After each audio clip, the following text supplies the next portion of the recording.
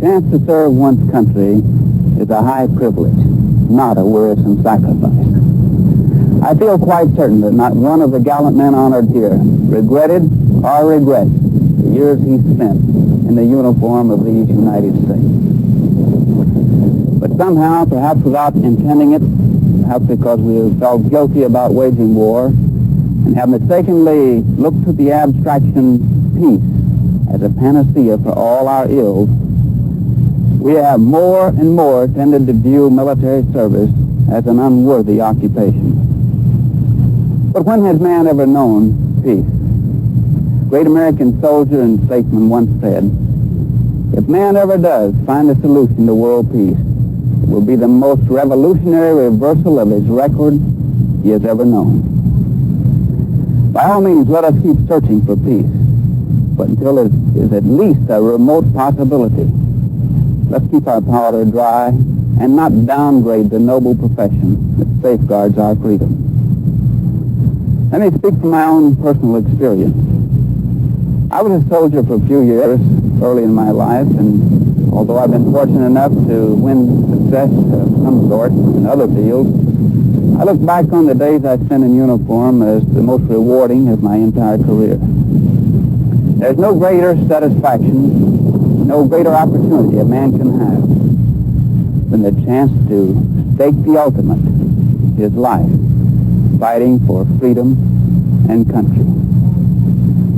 All men are born to die, and if one man must go a few turns of the earth sooner than the next, what has he really lost? In life, it seems to me that quality is what counts, not quantity. It's not how long, but how well one lives that matters most.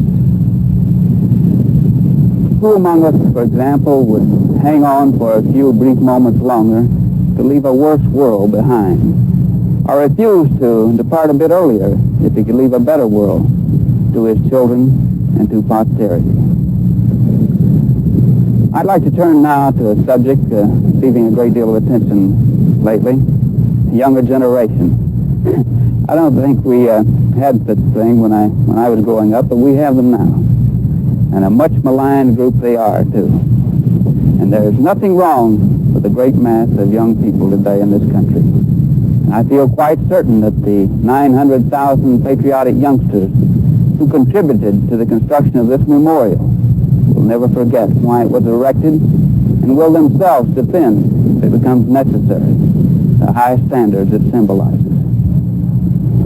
More than half the population of this nation was born since the beginning of World War II. That ancient conflict, which still seems rather close to some of us, is as remote to the young people of today as the War of the Roses is to their elders. Half the population of this nation does not remember what it felt like through those trying years when freedom was at stake during every major battle. Yet, our proud flag still flies and our noble republic still stands. And this generation is now guarding the ramparts.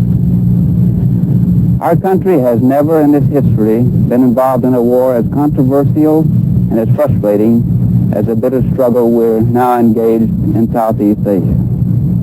No war has ever been fought under more trying circumstances. Yet our young men in the field fight on with courage and a high morale never surpassed in the history of this republic. I know that many young people are disturbed and uneasy. I know many of them are asking some hard, penetrating questions.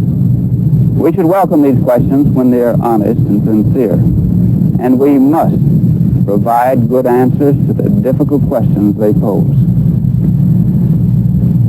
We have never been a complacent people, willing to rest on our laurels. Americans have always welcomed constructive change, challenge, and response.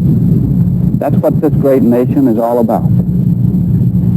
If we respond properly to the challenge these fine young people confront us with, if we hand them a better world than we receive, I know they will not let us or themselves down. I don't have the slightest doubt that they'll build upon what they're given, and that the future of this great country is safe in their strong, resolute young hands.